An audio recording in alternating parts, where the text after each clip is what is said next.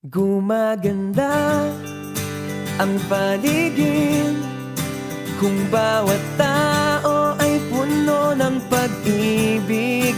Napapawi ang bighati, masilayan lang ang iyong ngiti.